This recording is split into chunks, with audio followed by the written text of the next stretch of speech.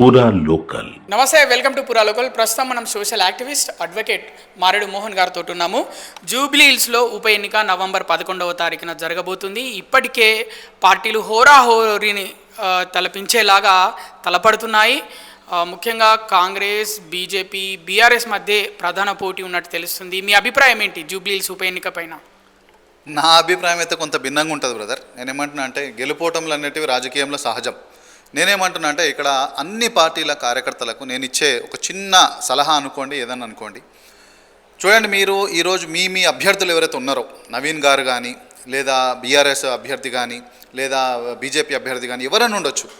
ఈ అభ్యర్థులు ముందు ఆల్రెడీ ఇప్పుడున్న పార్టీలలో ఉన్న వాళ్ళు కారు. ఆల్రెడీ వేరే పార్టీలకి వెళ్ళి ఈ పార్టీలకు వచ్చిన వాళ్ళే వీళ్ళందరూ కూడా. మన మాజీ ఎమ్మెల్యే, మన పూర్వ ఎమ్మెల్యే మాగంటి గోపీనాథ్ గారు కానీ, లేదా ఇప్పుడున్నటువంటి కంటెస్టెంట్ నవీన్ గారు కానీ, దీపక్ రెడ్డి గారు కానీ, వీళ్ళందరూ కూడా పార్టీలు మారి ఏదో ఒక పార్టీలకు వచ్చిన వాళ్ళే. నేనేమంటానంటే కింద స్థాయి సెకండ్ లెవెల్ క్యాడర్స్ కూడా మీరందరూ కూడా పార్టీలు మారుతున్న వాళ్ళే. కాబట్టి ఈ ఎలక్షన్ చాలా రసవత్తరంగా ఉంటుంది. ఎందుకంటే స్టేట్ దృష్టి మొత్తం ఇక్కడనే ఉంది. సెంట్రల్లో రూలింగ్ పార్టీ బీజేపీ, దానికి ప్రతిష్టాత్మకమే. Already sitting MP BJP MP Kishan Reddy garu, దానికి ఆయనకు కూడా ఇది చాలా ప్రతిష్టాత్మకమైన ఎలక్షనే. సిట్టింగ్ ఎమ్మెల్యేనేమో బీఆర్ఎస్, వాళ్లకు ఇది చాలా స్టేటస్, అంటే ఇది ప్రతిష్టాత్మకమే.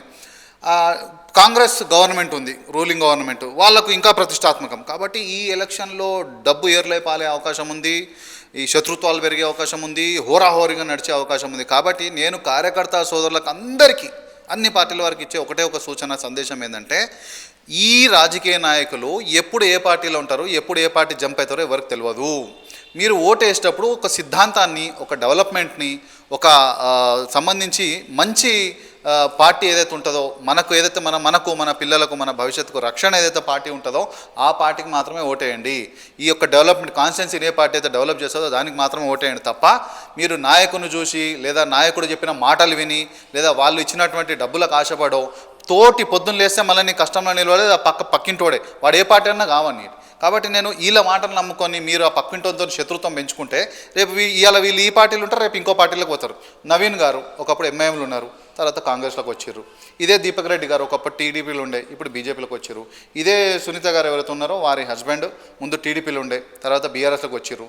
కింది స్థాయికి వస్తే బాబా ఫసీద్దీన్ గారు ఒకప్పుడు బీఆర్ఎస్లో ఉండే, తర్వాత కాంగ్రెస్లోకి వచ్చారు. ఇట్లా చాలామంది, అనేక మంది ఆస్పిరెంట్స్. ఇప్పుడు వీళ్ళందరూ కూడా అందరూ మెయిన్ పార్టీలు ఏం లేరు, వీళ్ళందరూ జంప్ అయిన పార్టీలలో ఉన్నోళ్ళే. కాబట్టి నేనేమంటున్నా అంటే వాళ్ళ పార్టీలకు వాళ్ళ అనుకూలంగా వాళ్ళు పనిచేస్తారు, మీరు కూడా పనిచేయండి. దీన్ని ఒక స్పోర్ట్ లాగా, ఒక క్రికెట్ లాగానో, ఒక స్పోర్ట్ లాగానే మీరు తీసుకొని ఈ ఎలక్షన్ని మీరు మీ యొక్క నాయకులకు మీరు సపోర్ట్ చేయండి తప్ప వీళ్ళ మాటలు పట్టుకొని ఎవరైతే పై క్యాడరో, లేకపోతే కింద క్యాడరో, ఎవరన్నా ఉండొచ్చు కనుక వీళ్ళ మాటలు పట్టుకొని మీరు మీ పక్కింటోతో, లేకుంటే మీ స్నేహితులతో ఈ పార్టీల కోసం శత్రుత్వాలు మాత్రం పెంచుకోవద్దని కోరుకుంటున్నా. ఎందుకంటే జూబ్లీ హిల్స్ ఎలక్షన్ చాలా హాట్ ఎలక్షన్స్ ఉండబోతుంది.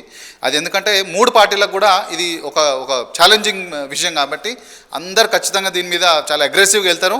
మీరు కూడా అగ్రెసివ్గా ఫైట్ చేయండి, కానీ ఒక స్పోర్ట్స్ లాగా, ఒక ఆటలాగా దీన్ని తీసుకోండి తప్ప శత్రుత్వాలు మనసుకు తీసుకొని ప్రాణాల మీద తెచ్చేసుకొని ఆయన శత్రువులాగా చూడడం, వీడిని శత్రువులాగా చూడడం మాత్రం చేస్తే మీరే చివరికి బకరాలుగా మిగిలేది, అంతకుమించి ఇంకేముండదు.